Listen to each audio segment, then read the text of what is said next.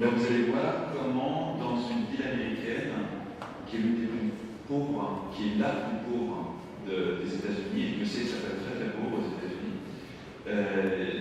des gens sont arrivés à faire de très grands progrès sur le système de santé et à en diminuer les coûts de plus de 50%. Et pour ça, je vais vous montrer donc ce petit film et vous donner rendez-vous à un atelier un peu plus tard.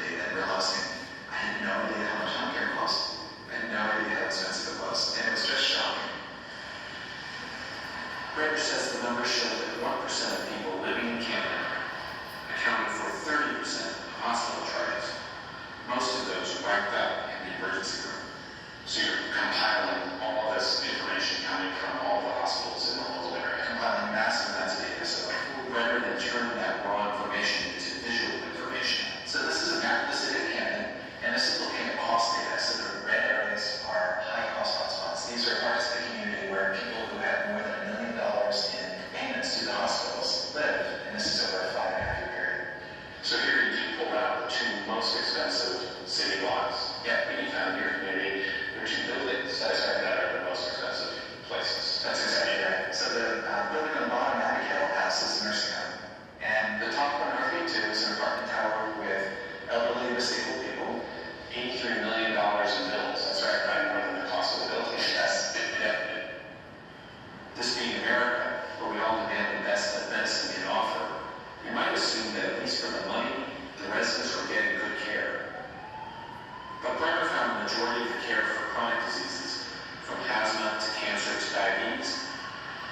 being done in the ER, not a good place to treat chronically ill patients. Treatment was not coordinated, follow-ups were not part of the plan. It was really obvious in the data that the most expensive people were getting terrible care. And I knew them, so I walk in the exam room and say, Mrs. Rodriguez, I haven't seen you in 3 months, where have you been? Well, I've been in the ICU for a month and a half, I've been in the hospital for another couple of weeks. And I said, well, what happened? And she'd say, well, I'm not really sure. A lot of doctors came in the room, they never really explained anything to me, but I've got this whole bag of medicine, so American healthcare doesn't do a good job of taking care of sick people. The way we built our system is really a system that's very hard to access. It works well for the average patient, but if you are blind, if you're deaf, if you're disabled, if you're in a wheelchair, if you don't speak the language, if you're developmentally delayed, if you have a complex mix of illnesses with many providers involved, the whole system starts to break down. Brenner's big insight was to use his data to target the sickest and most expensive patients in the city. In 2007, supported by small grants from foundations, he put together his team of medical housewives. Hey, today is apologizing for calling the coalition. I was wondering if you had a chance to do your lovely cook spots. The most visible part of the Camden Coalition of Healthcare Providers are these nurses, social workers, and medical assistants. According to Cheryl, he was really going all over the city. 3 years later, his team of troubleshooters has sought out and organized care for more than 300 people. You should have reputation as like an accommodating disability. When I visited, Kathy Jackson was making a house call to one of her most challenging patients, Derek. Do give me a briefing on Derek, because I haven't been. Derek's in his 30s and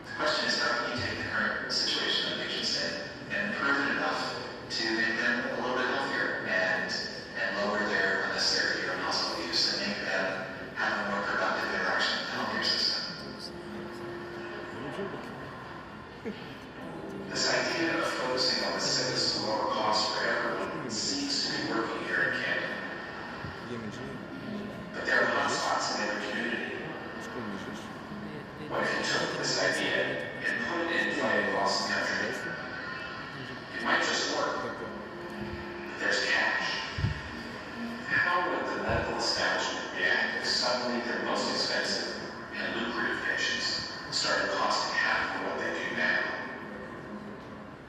As this kind of an experiment works, though, you're talking about dropping the number of hospital visits as a whole. You're talking about removing people from emergency rooms. They could have to shut down floors and beds. That's not going to be with you on this, are they? This is going to work as a game changer, and this is a blockbuster video moment for America's hospitals. What do you mean by a blockbuster video moment? So, along comes Netflix, and there had to be a moment when a young executive walked in and said, hey, they're starting to rent videos online, and Blockbuster said, nah, people like coming to the video store, we're not going to make any change. So, disruptive change comes along, and I think better care for sick people is disruptive change.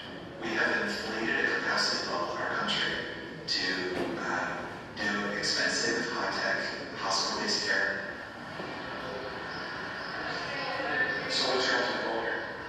So I'd like Canada to be the first city in the country that bends the cost curve dramatically while improving quality. Because if the poorest city in the country can do it, it makes the rest of the country look silly.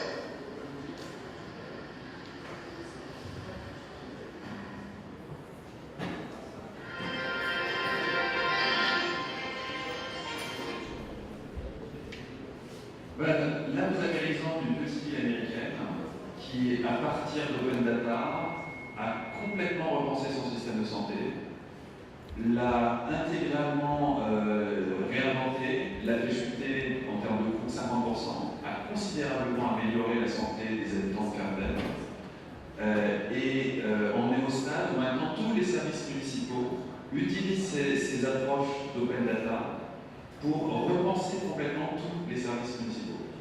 Alors ça se passe aux États-Unis, ça se passe dans cette ville parce qu'elle est extrêmement pauvre. Et vraiment, les États-Unis, les villes pauvres des États-Unis peuvent être dans des situations qui sont absolument dramatiques, y compris dans des critères comme ici en Tunisie, tout à fait comparables à des villes de régions défavorisées en Tunisie.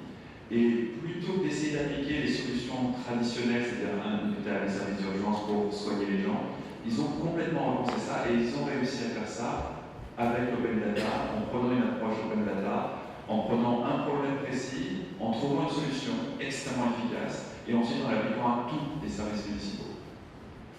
Donc je vous propose de continuer sur cette réflexion lors des ateliers